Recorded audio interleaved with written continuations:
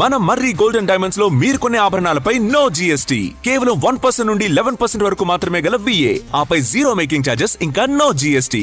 మర్రి golden diamonds. విడాకులు వచ్చే వరకు సినిమాలో నటించనని తమిళ నటుడు జయం రవి తెలిపారు.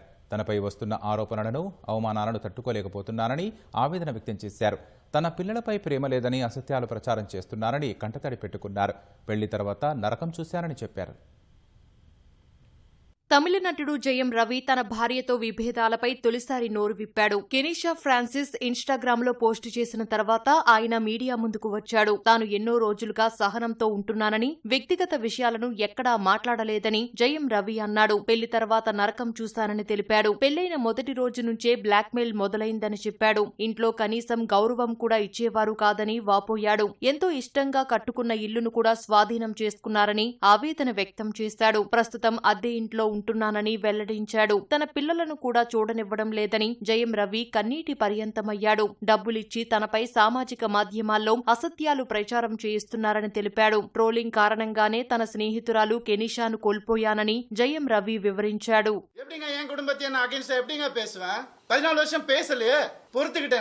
என்னோட லைஃப்ஸ் ஹாப்பியஸ்ட் டேன்னு நான் ட்வீட் பண்ண அவனும் நானும் சேர்ந்து டிக் டிக் டிக் படம் நடிக்கும் போது ஏன் பிள்ளைங்க நான் எப்படிங்க விடுவேன்? கேட்டுட்டே இருப்பீங்களா? இப்படிதான் குழந்தைங்க பாசத்தை பத்தி பேசாதீங்க. உங்க யாருக்கும் எதுவுமே தெரியாது. டெய்லி நைட்டு உட்காந்து அவன் செஸ் கத்துக்கிறான். என் சின்ன பையன் டெய்லி உட்காந்து விளையாடுவான். நான் அவன்கிட்ட தோத்து போவேன். நான் பார்க்க விட மாட்டாங்க.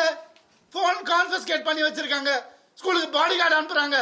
என் பசங்க பார்க்கணும் இந்த வீடியோவை. நான் பாட்டுக்கு தானே இருந்தேன். அப்படியே போயிருக்கலாம். எதுக்கு சுரண்டி சுரண்டி சுரண்டி ரத்தம் வர்ற அளவுக்கு, உயிர் போற அளவுக்கு சுரண்டுனா என்னங்க பண்றது ஒரு மனுஷன்?